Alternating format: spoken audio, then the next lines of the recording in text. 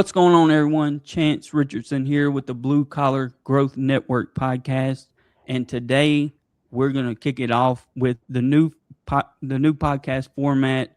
And today we have one of my favorite people, one of my favorite business owners. We have Carter Henrie from Henrie's Heating and Air in Salt Lake City, Utah. How's it going today, Carter? It's going good, man. It's going good.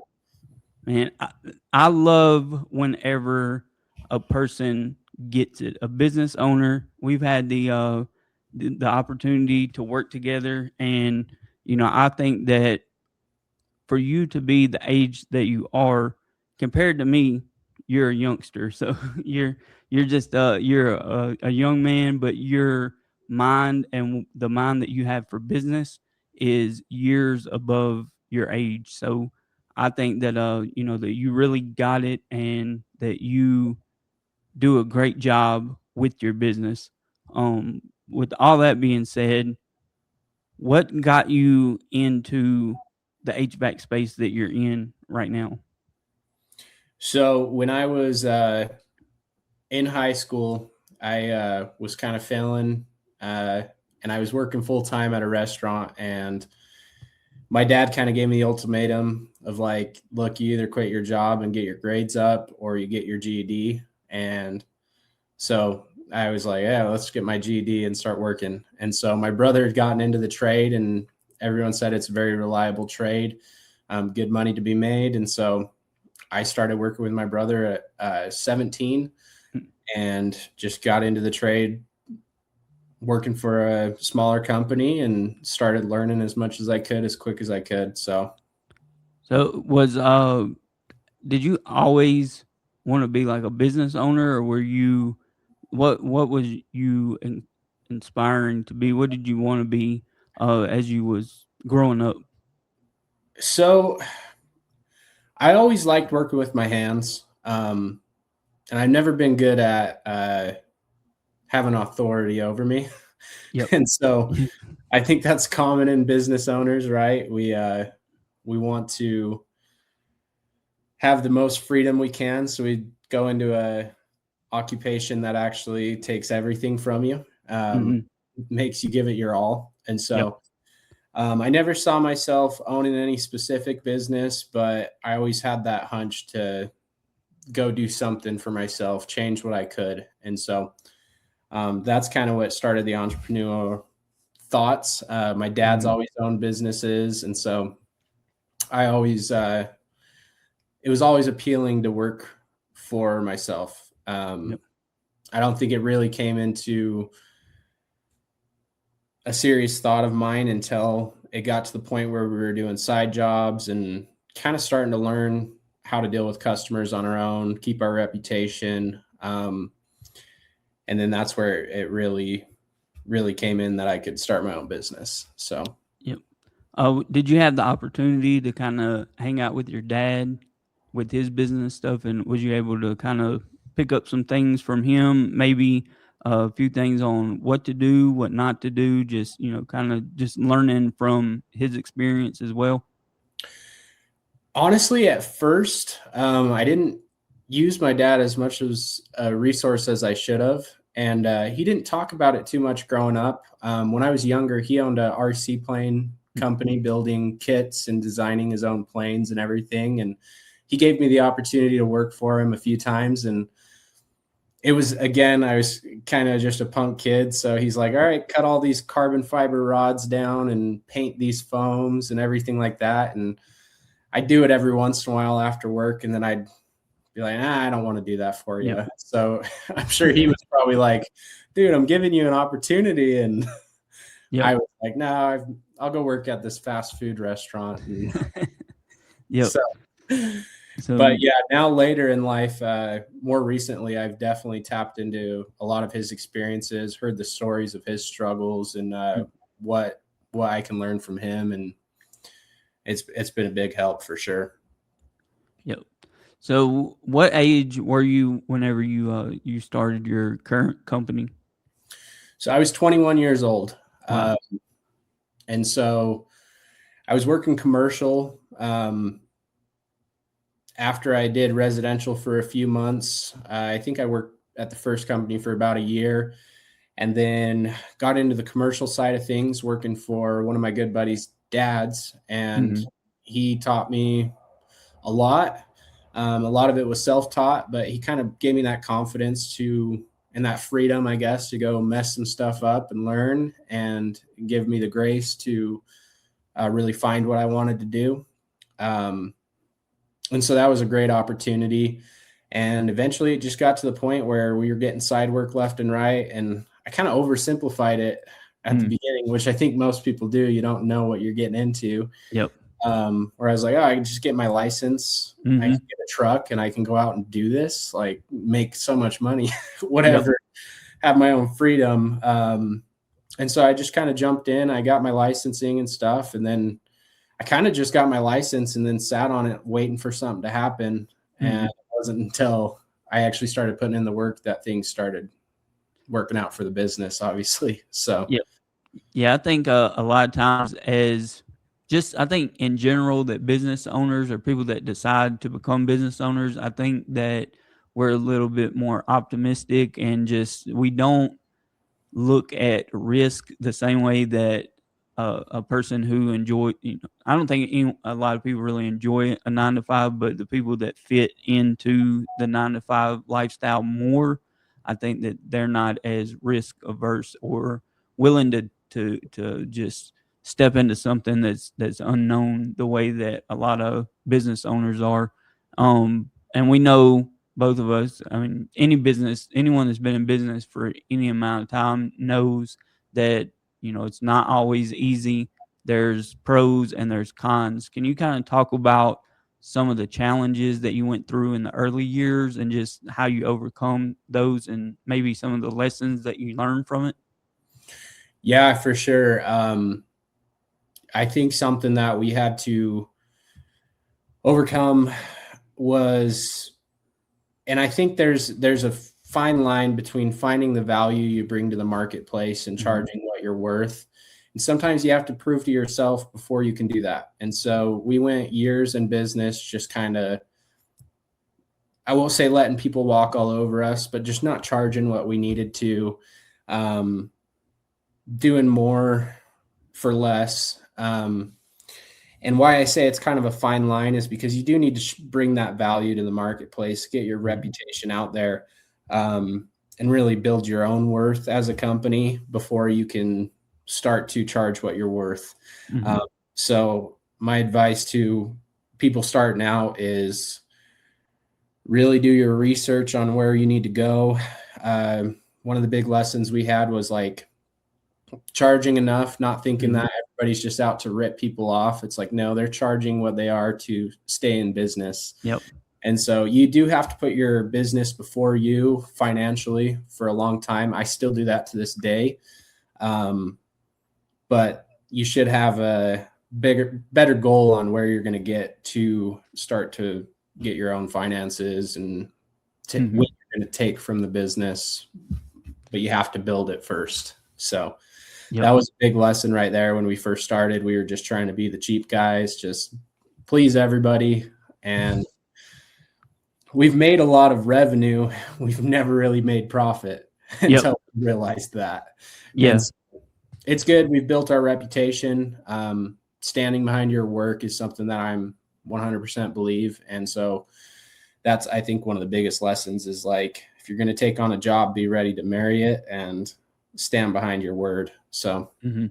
And I've seen examples of that. For the people that don't know, me and Carter were in the same mastermind group, the Real Business Owners Inner Circle, and just over the couple of years that I've been in there, and then just seeing your growth and seeing obstacles that you've had to maneuver through, and the way that you've done it with integrity and just with the way that it should be done to be successful long term in business. People can take shortcuts, and those businesses usually don't last because they don't have the reputation.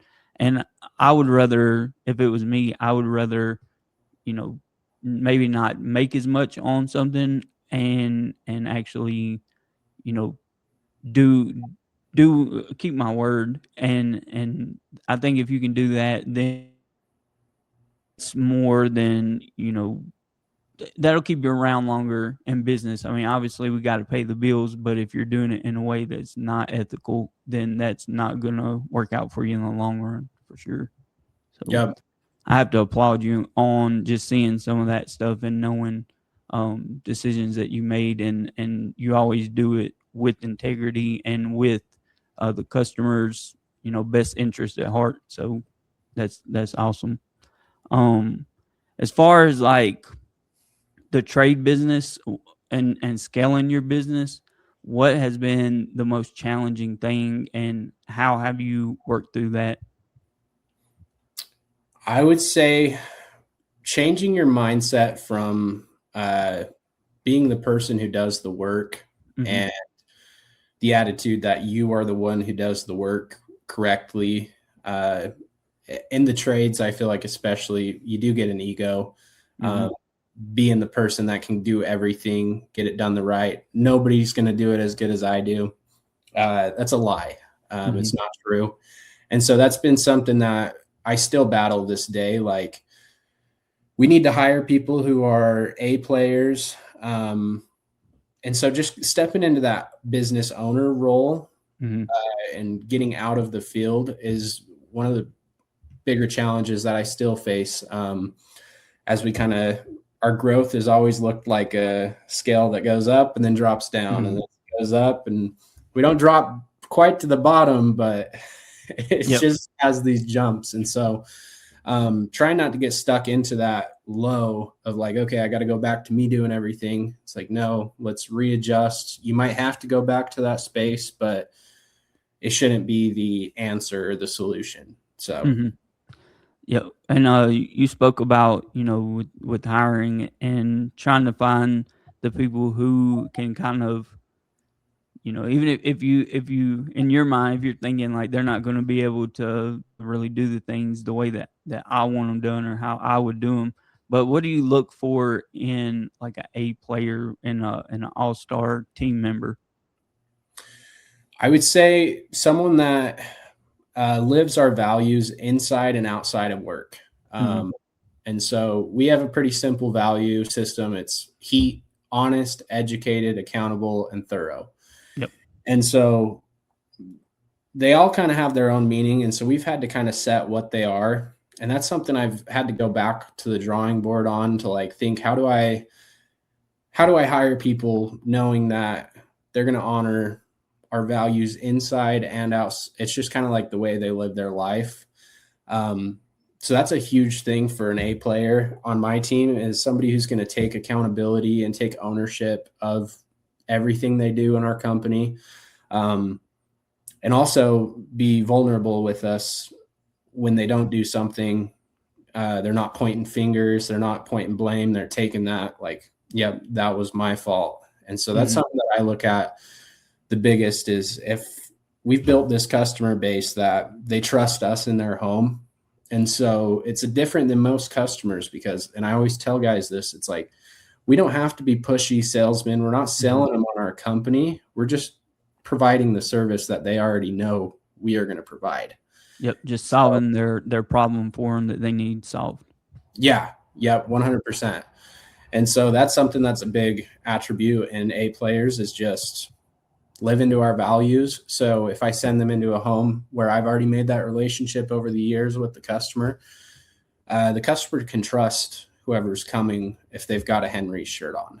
So that's one of the Yep. big things. That's something else that I like about your company, because it has like the a lot of the operations of a bigger company, like everything on the outside looking in, everything looks like it runs smooth. And I'm sure once you get behind, any company, there's going to be, things here or there. But I think that you've done a good job navigating that, and I think that your company, which I've told you this before, that it reminds me of like the old school, just old school company, but you have the efficiency of a new company without losing that care and that customer service that you used to get, back that seems to be forgotten, especially since 2020. It seems like that you can't get people on the phone. You can, there's just terrible customer service, and I think that that's where you guys stand out, and that y'all are phenomenal about just taking care of your customers overall, in my opinion. Yeah, I appreciate that. That's something that I've always kind of been a perfectionist, and especially in my work and our relationships with our customers. And so I've always wanted that feel. So I'm happy you say that, because that's like my target. Like, I want to be a small company that can provide you everything a big company can, without the crappy service, without the dishonesty. And so that's something we've always wanted to feel like we're established. So we build that trust with people. But then once they get to know us, it's like, oh, wow, you're a small company, but you guys are responsive. You guys are taking care of things. So, yeah. Yep. And I like the logo and just all y'all's branding and stuff. It kind of reminds me of like an old school just barber shop or something, like just somewhere that you go and you know that you can trust the people there, and that just has that small feel, but at the same time, like I said, y'all do exceptional service, and you're able to compete with the bigger guys, but also be able to provide that customer service. So that's a great balance to have in your business. With hiring and everything, I know in my business, one of the hardest things for me is just developing my leadership skills and becoming a better leader, because I've always kind of had that same mentality. Being a wrestler in high school, it was kind of like a team mentality, but it was also like you're the only one that's on that mat. So whenever it comes down to it, it's like it's up to you. And I'm, I just turned 40 and I'm still having issues with that, like being able to put my trust into someone else, and then also being able to lead them effectively. What are some challenges that you had, and some things that you learned about leadership? I'd say one of the bigger lessons that I've learned is I've always had the mentality of like, I want to be a good leader. I want to be somebody that people look up to, consider me as somebody who's consistent. And it's not what you're telling people. And I battle with myself a lot because I'm just human. So I want to be consistent. I want to be going all the way all the time. But it really is about being vulnerable with your guys, giving them the opportunity to mess stuff up. I heard a cool quote that was, leadership is somebody who inspires other people. A good leader is somebody who inspires people. And I always thought, like, I'll get to the leadership point once I'm managing this many people, once I'm here. And it really isn't as big as that. It's you're a leader. Just by you starting this podcast, by you starting your business, you're a leader. People look up to you. People want to see what you're doing. And so I think that's one of the big, like, limiting beliefs. You get that imposter syndrome of like, I can't be a leader. But really it comes down to like what you're doing for yourself, personally, how you're growing. And I think that's the best way to become a good leader, is to lead by example and with vulnerability. Yep.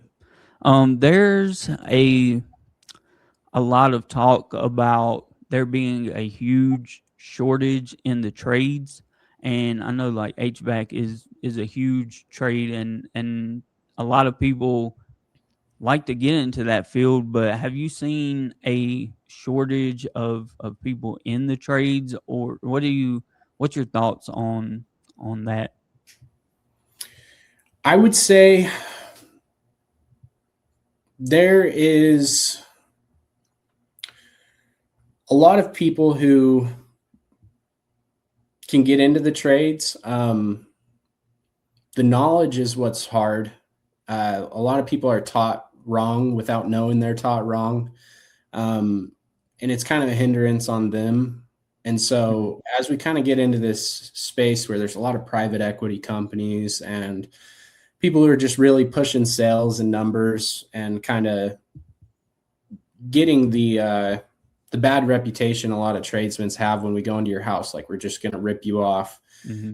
I think it is a little harder for people to want to be in the trades and work for a smaller company that might be honest and teach them the right way, because there's kind of like this dangling higher pay, better benefits through these bigger companies, but then you start learning the dishonest way. And so I think I've seen kind of a shortage in skills more than anything. And so I encourage anybody who wants to get into the trades, like, to really just like look at it as a learning opportunity. You don't need to go to the highest paying place. You don't need to go to the place that's going to teach you everything about sales. Like, learn as much as you can about the service you're providing.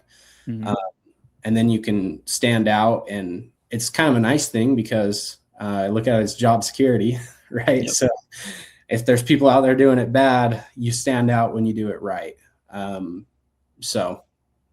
It doesn't seem like it doesn't seem like it takes as much nowadays as it used to, because like I was saying earlier, customer service seems so scarce, and I think people overbook themselves a lot in the trades. They're a lot of the bigger companies, it's like they just run appointment after appointment after appointment, and you don't really develop those relationships with your customers, and a lot of the times with smaller businesses, they become like almost like family to you, because you're just servicing them, and you're just become you just know them a lot better because you're able to spend a little bit more time in the home, and able to get to know them, where a lot of the bigger guys just kind of come in there, do what they need to do, and they're out of there as quick as possible. But so as far as like what with like AI and everything that's coming in, and it's affecting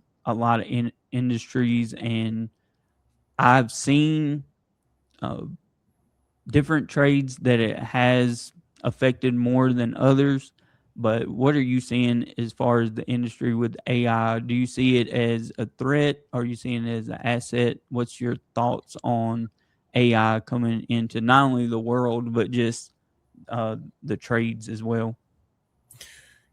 So I definitely think it's going to be a tool, whether you like it or not. It's not going anywhere. And so I think as these companies start growing, like, you have to kind of jump in and start learning with it. In fact, me and my dad, he's a software developer as well, and so he's starting to play with the whole AI agent thing, and he's like, I want you to test some of this stuff and see if you can start using it to help you. And that's something I really want to get into because, like I said, it's not going anywhere, and it's going to help you get ahead. As far as the trades, you just can't replace somebody who knows what they're doing. Looking at equipment, having the right skills to diagnose, to install.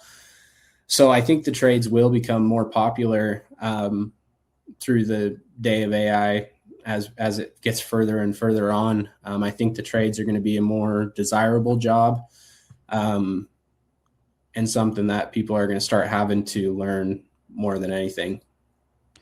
Yep, I think so too. I think that is going to be the least hardest hit, and it'll probably be the last hardest hit. One thing, and this is no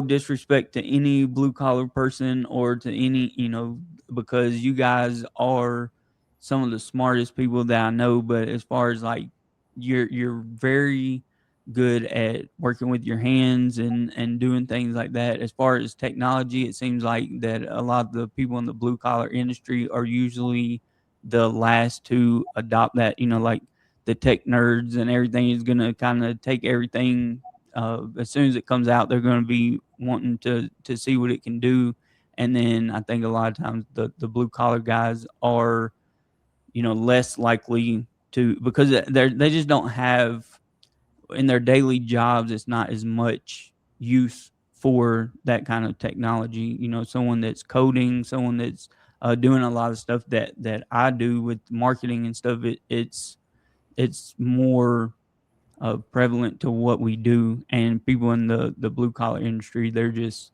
you know, it's their jobs are, it's not more simple, but it's just more hands on, and you don't have to rely on as much technology. But I can see where it'll definitely be beneficial with helping, um, even with like diagnosing and stuff, with pictures, but you and video and stuff like that. But I don't think that AI is completely there on most every level. I was Yep. worried about it at first, but now I'm starting to think that it might be a little bit less, scary and less able to replace us as fast as I thought it was going to initially. So, Yeah. And that's something me and my dad talk about a lot, because he's been coding for probably 30 plus years, and mhm, something that he's been starting to use is AI to run his codes and everything. But he's very adamant. He's like, these can only work because I have the skills to oversee mhm, it. He's like, it saves him so much time, but it yep, only works as good as he can prompt it, as he can manage it, mhm, overlook everything with his knowledge. And I think it's going to play the same role in blue collar and every industry, even for marketing and stuff.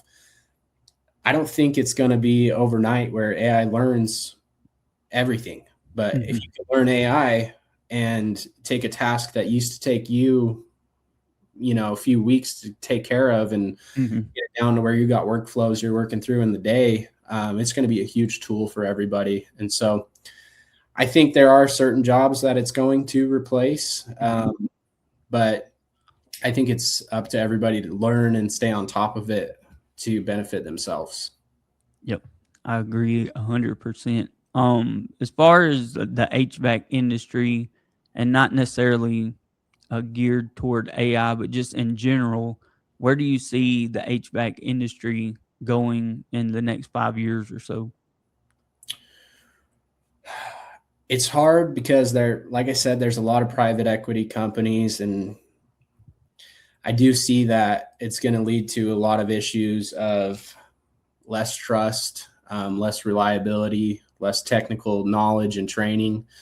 Um, HVAC's a very tricky industry because we do have the energy efficiency and Mhm, all these different things that the government want to control. And so they put a mhm, lot of changes out there. Like, we go through refrigerant changes. I've been in the industry 10 years, and I've gone through 3 different refrigerants. And so as they change stuff, it's up to the techs, up to the owners to stay on top of all the new technology as it comes out. So I think it's one of those industries where there's always opportunity for those who want to keep learning, keep growing. But the people who have became comfortable, who might have owned their companies for 20, 30 years, if they're not willing to open up and learn about the new stuff coming out and stay on top of it, it could put them right under. And yep. so it's all about just changing as fast as everything else does and adapting. And yeah. And it's changing fast right now with everything. It seems like, um, as far as like mindset, you talked about mindset a little bit earlier. How important is mindset in the success of any business owner? It is like the key. And so that's something that I battle with, and I think most people do, Yep. is staying consistent.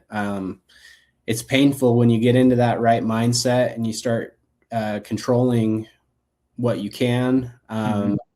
And then if you slip just a little bit, it can get really overwhelming really quick. And Mhm. so that's something that I'm still working on. I get into that groove where I've got my routines and I've got stuff to help build my mindset. And the second you let your foot off the pedal, it's like the engine brakes come on and you come to a halt. Yep. So I think mindset is like one of the number one things that will determine your success, is keeping that abundant mindset and rolling with the punches. I always think of it like Rocky, just getting all bruised up and beat up, but you got to just get back up and Yep. keep going. It's like to me it's always like going to the gym, and I have to remind myself of that a lot of times. Like, as you, like a person that just starts going to the gym or just starts running, because I know, you run and everything. So with running, whenever you first start, you're not able to run as far as you're able to, after you're running for 6 months or a year. It's a whole lot easier to you. So you just have to build up that strength. And I think that's the same thing with business owners. We go through so much, but then it's like, okay, once you get through that, you know how to maneuver and how to get through that the next time if it comes up again. And I look back at things that were, when I first started my business, things that were difficult for me, and now I can do them without even thinking about them. So I think it's just kind of like a natural progression of problems and challenges that you have to go through and overcome to kind of get to that next level.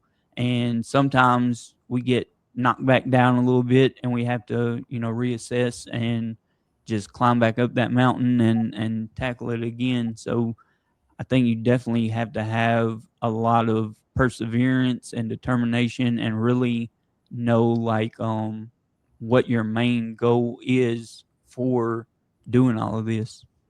Yeah, that's something I have to remind myself of, Mm-hmm. especially on the hard days, even on the good days. It's like your reason why has to be huge. It has to be something that will drive you on those days. And so if you forget your reason why, it can feel like just giving up is the easiest option. The grass is greener somewhere else, whatever. But getting your purpose and your why, I think, is one of the top things that you need to do in business. Because everybody thinks, oh, it's easier to work for yourself. Mm-hmm. But the reality is you have to work on yourself to work for yourself and actually make changes. And I've seen it just throughout the years in business. Like, if I was focused on lifting and being active, and pouring into my mindset, it's probably what follows the number chart. Yep. Exactly. And the second I let go of those things and start distracting myself, the business stops doing good. And you can blame it on anything, but it's really what it comes down to is yourself and what you're putting into yourself. Mm-hmm.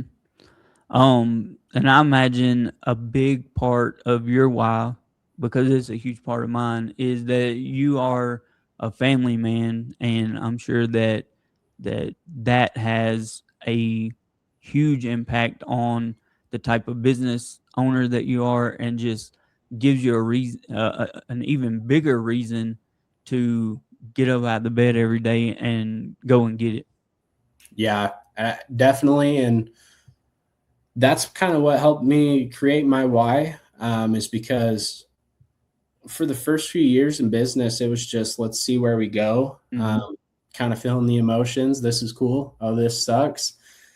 And it wasn't until I really had my daughter and experienced missing out on family time and my kids growing and stuff like that. And I hear from so many business owners who are older and what they've had to sacrifice to get where they are at. And that exchange just doesn't sit well with me. And so I often felt some guilt, like I have to be there. I have to drive the business.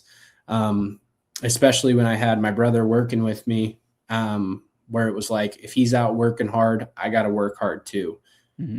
And him leaving was terrible. It sucked, because he was my partner. We would always fall on each other when we needed it. But it was also kind of a blessing, releasing that guilt and shifting my mindset. Right now, my why is I want to create leaders and provide impact and opportunity for people. And so you can go into a lot of situations, and I don't have that guilt of, let's provide the opportunity for somebody to learn the trade, whether that mean, and that does mean failing, because you will fail.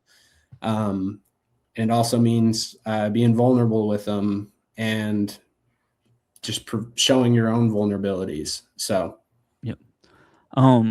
How do you handle your failures, like whenever you have something like a big setback, and if you want to share like a specific example of a time that you had a failure and you just kind of got through it, you can. If not that, if you want to just keep it general, that's fine too. yeah, I would say um, a big thing I'm working on is just trying to give myself some grace, Mm-hmm. um, extract the lesson, and prevent it from happening in the future. Try not to learn the same lesson twice. Yep. Something that I still struggle with, and I was just talking with another business owner that I talk to all the time, and he's like, Mm-hmm. man, I started the year so strong, and then I'm just back at the point where I'm kind of burnt out, wondering, Mm-hmm. why am I doing this? Kind of going through those emotions. And he's like, do you ever struggle with that? And I was like, yeah, it's like a repeating cycle of, I Mm-hmm. go super hard, and then it slows down, and I'm in my head, I kind of start to get that scarcity mindset, and then I can go into growth mindset, and it's like, I don't care how much overhead is, we're going to go past that, we're going to serve more people. And so I'd say just not thinking about them as failures, and just trying to extract the lessons, um, and realizing it is going to be okay. Yep. I think sometimes it gets so heavy that you think, like, if this doesn't work out, um, I'm going to let everybody down. I'm going to fail. Whatever's going to happen is going to happen. But in reality, it's not that serious. Yep. It's you just Yeah. learn and you move on. Yep. And then, there's always an opportunity to step back, regroup, and reattack. Most of the time, that you're even if you have to take a step back here or there, there's always going to be an opportunity to move forward. Obviously, we should try as hard as we can and do everything that we can to be successful. But part of success is having setbacks and just being able to get back up and regroup and attack it again.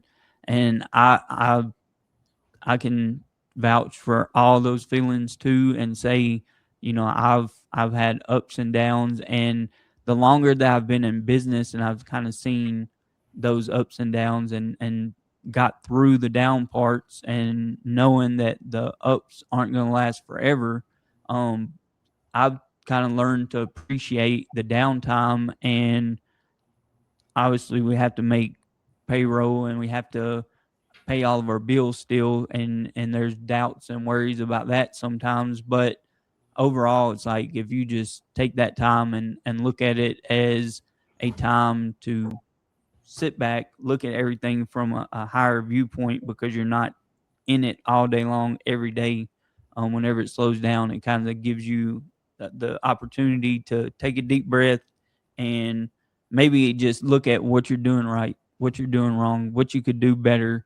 And I think overall, just appreciating the times where you do have those breaks, because usually you can plan and it'll cause you to come back even better. Just like you were talking about the ups and downs earlier, and it's like you go up and you might come back down, but you're not going to go down as low as you did before. You're always able to, and then you go up higher than you went before. So it's like eventually you're just going to average it all out, and it's gonna click, it's gonna work out. But even the people that we know that have been in business for years and are successful, there's still challenges that they have to overcome, and that they have to.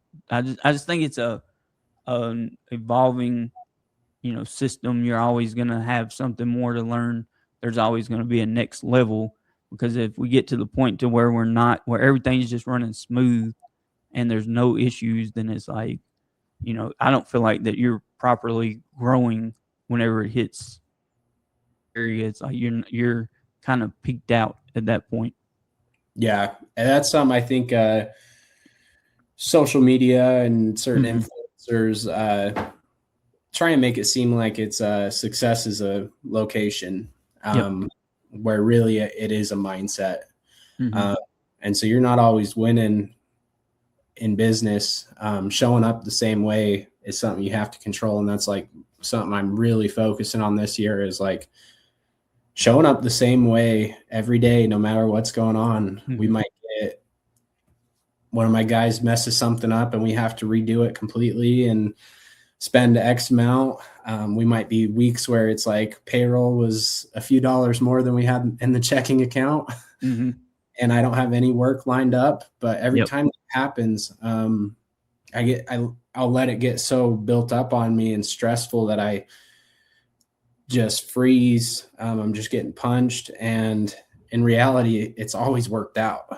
Yep. Everything always works out. And so I think that you hit that right on the head. Like sometimes those lows, those pains are a good chance for you to reflect and see what you're doing right and just trust the process. But you should never stop doing what you need to do.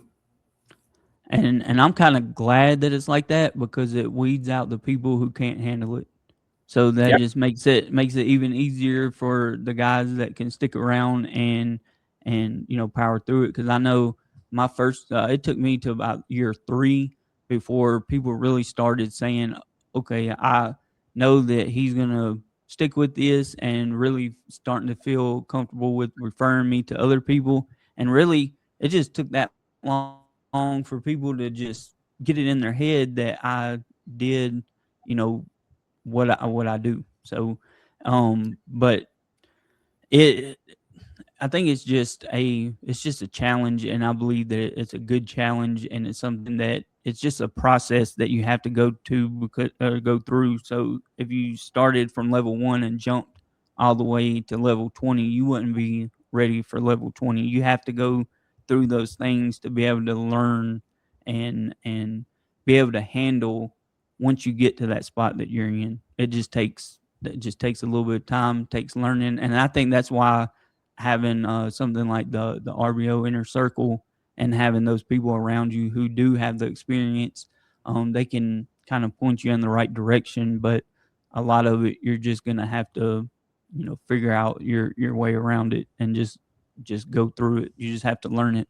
Um, that's how I think about it, and I know like if you look at a lot of people our worst case our like worst case scenario is what their daily life is going to be like. I knew I could always go and get another job doing what I was doing, but I knew if I got to my deathbed and I didn't take the chance and take the opportunity that I had, that there was potential to regret it, and that was scarier to me than reaching out and just going after it. Yeah. You should always, you should never be afraid to fail. You should always Mm-hmm. be afraid to try. Um, and that's just something that you have to remind yourself as a business owner because you do get comfortable once you get to certain levels. And business and life will like humble you really quick. Yep. You know, oh, I made it. I got it figured out. And then you'll Yeah. run into a whole new problem. Hiring's one for me where it's like, oh, I hired some people. I brought them on. Sweet. We're doing good. I can get out of the field.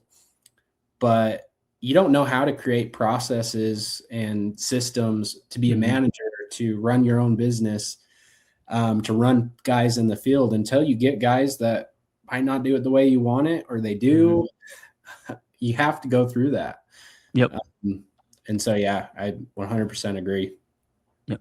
Can you talk a little bit about how important it is for businesses to be involved in the community? I know that y'all have done some charity events and that y'all do a lot of giving back to the community.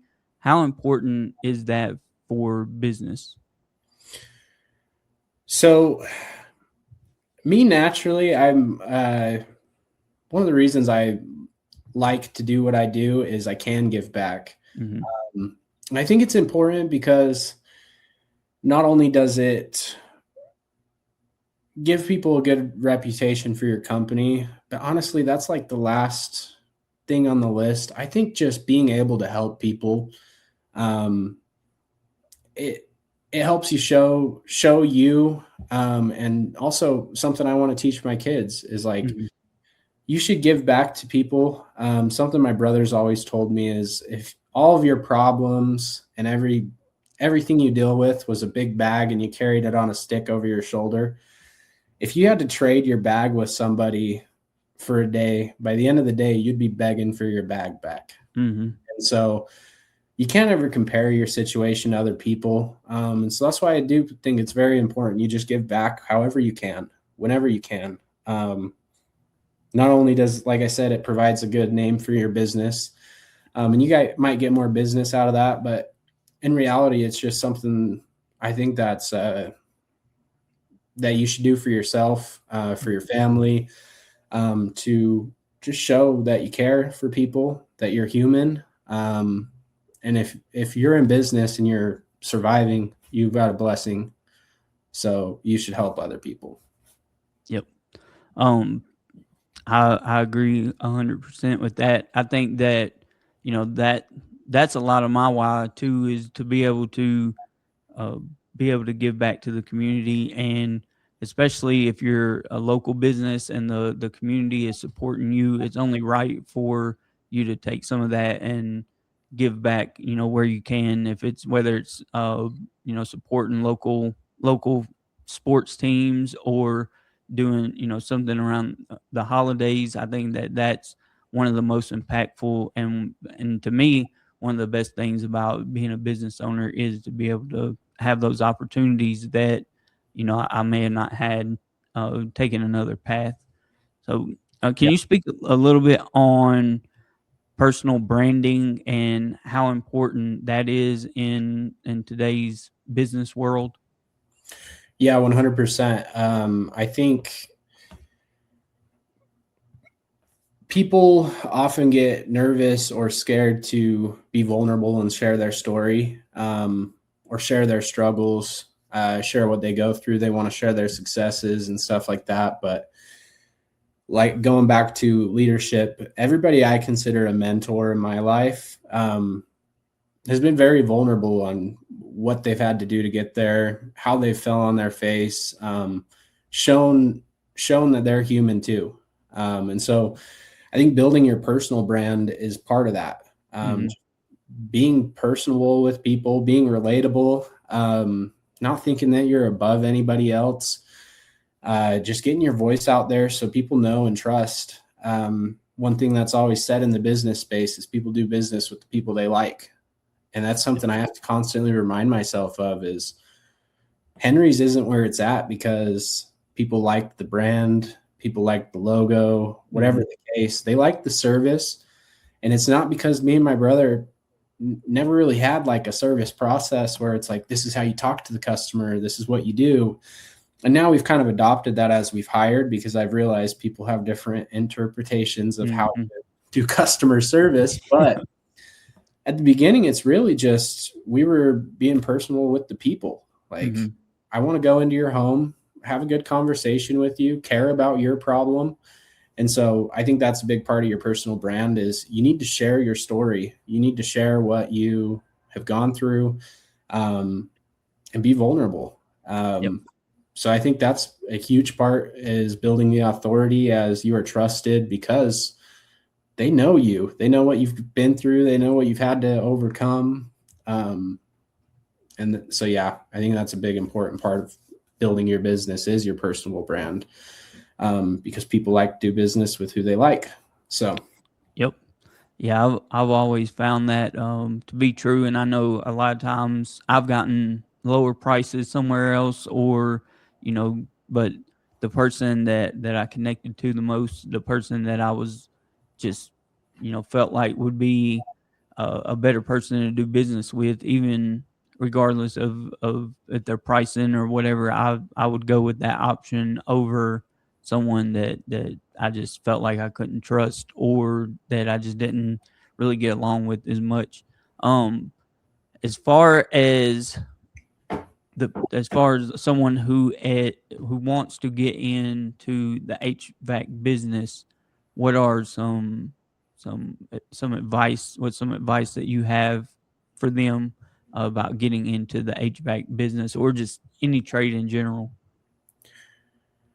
You should be an expert before you start to uh, adopt sales trainings or Mhm.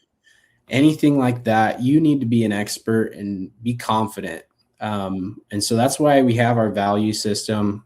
Being thorough and being accountable are two of my favorite. Being educated, so all of them are great, but being educated for me doesn't mean that you know everything. It means you have the commitment and the resources to find out what you need to find out before you make your diagnostic, before you sell something. Because at the end of the day, in the trades especially, you're just solving problems. Mhm. So you need to be able to be accountable. If you diagnose something and somebody comes behind you, there shouldn't be anything that says, "Oh, this guy was just trying to pull a quick one on you." Um, Yep. no, that's not the right way to do it. And you can be very profitable just being honest and being thorough. And Mhm. so I think my biggest advice would be make sure you're an expert and be vulnerable to learning and failing and own up to it. Yep. Um, you're not just going to be perfect right off the bat, and own up to it and be very transparent with your customers. Then the second thing would be uh, don't be afraid to charge what you're worth. I know I mentioned this earlier. You kind of have to get to that point where you know what you're worth, but you should be able to support yourself, support your business, doing things honestly and charging what you need to. I Mhm. used to always think these other companies charging X amount for a furnace, I'd be like, man, they're just making hand over fist money. And then I went 3-4 years with negative Yep. sheets, not making anything. And I'm like, all right, maybe these guys know what they're doing. Yep. Yeah, that's something I didn't take into consideration whenever I started my business. I was like, okay, if I can just make this much an hour, and if I could just charge this much an hour, then I'll be good to go. But then you start taking into consideration, like, okay, at some point I can only do so much. So if I want to be able to grow the business, and I want to have money to grow the business. I want to have money to support myself. Like, I have to calculate all of that in. Plus, I'm going to have to hire someone to do what I'm doing also. And you need to be able to make something on top of that as well. And then you have your insurances. If you have buildings, vehicles, all that stuff, you have to kind of take into consideration all of that as well.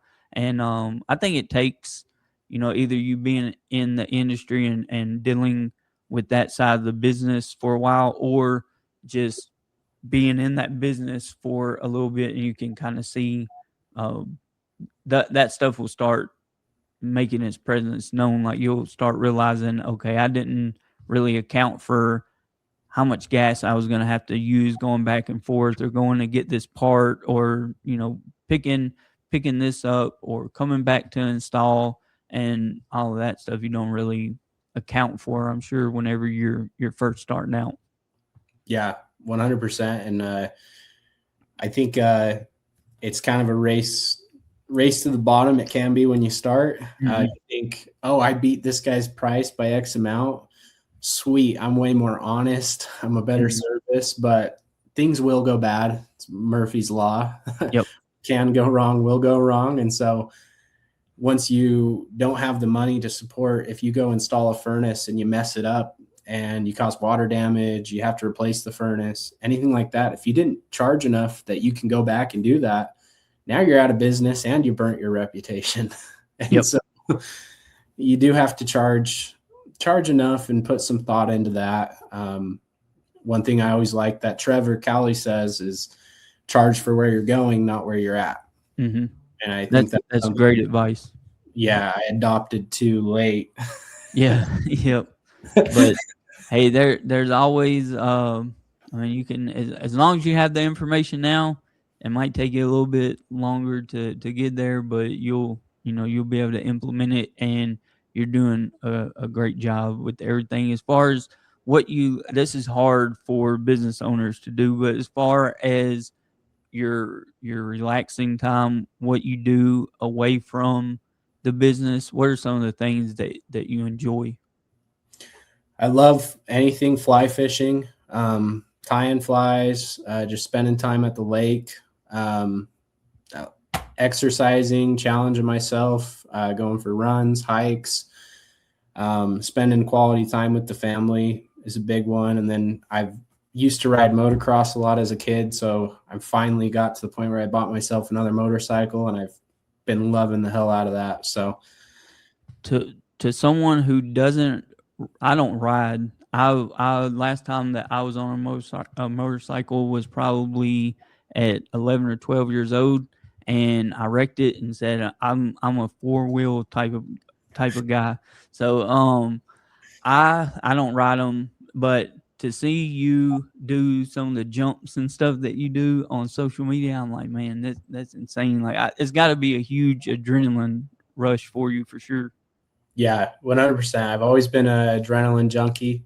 Hmm. So whether it's riding a pedal bike, dirt bike, cars, I got myself in a world of trouble when I was younger, getting tickets every 6 months and Yep.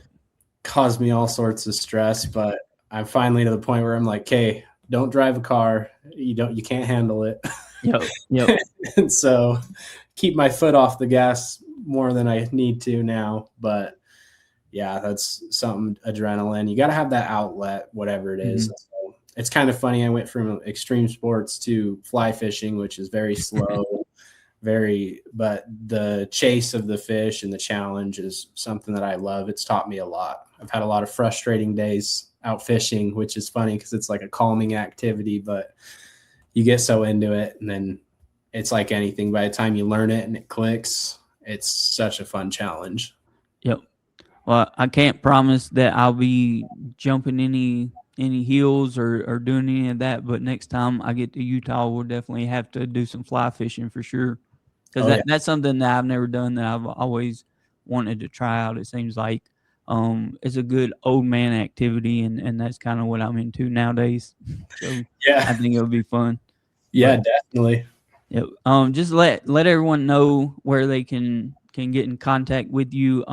If anybody needs any HVAC repair, maintenance, service, anything in the Salt Lake City area, contact Carter. But if they want to check out the business or check you out on social media, just let them know where to find you at, and we'll put it down in the description as well. Yeah, so on Facebook, you can just find me by my name, Carter Henrie. We also have a Facebook page. If you ever need to book any services, we have a beautiful website done by chance, and it's henriesheatingandair.com, or you can just call us directly at 801-698-98, or sorry, 698-7987. Yep. And yeah, that's where you can get a hold of me. I love sharing anything I can with people. And I'm a big believer. Don't trust anybody's Mhm. advice unless they have the result you want. So I try and do my best to live the best I can so that people want to trust my advice. Yep. Yep. Well, I think that you've dropped a lot of nuggets today, and I think that you've given a lot of great advice, and I think anyone that is in the HVAC industry or just the trades in general could definitely learn a lot from this conversation. And I appreciate you taking the time out of your busy day to sit down and chat with me. I couldn't think as soon as I thought about doing this podcast, you're the first person that I thought about. And like I said, I at the beginning, I think that you're doing a phenomenal job as a business owner, and with you being the age that you are, you're. I wish that I had the the type of mindset and the knowledge that you have, and I know it didn't come easy. So I have a lot of respect for that, and you being in the position that you're in. So I appreciate that. I really appreciate the opportunity to. You're someone I always love to talk to, whether it's yep. a talk about business or just getting on a phone call. So Mm. I really appreciate the opportunity, and I hope it does help some people out. So Yep. Well, we'll be back next week, and this will not be the last time that Carter's on here. Not only will we catch up with them later on down the road, but I'm also bring them in. If we have certain topics that we need to talk about, and so I'm sure that as his schedule allows, we'll bring him on and get more insight because he's a great business owner, and I really appreciate your time today. Thank you. thank you.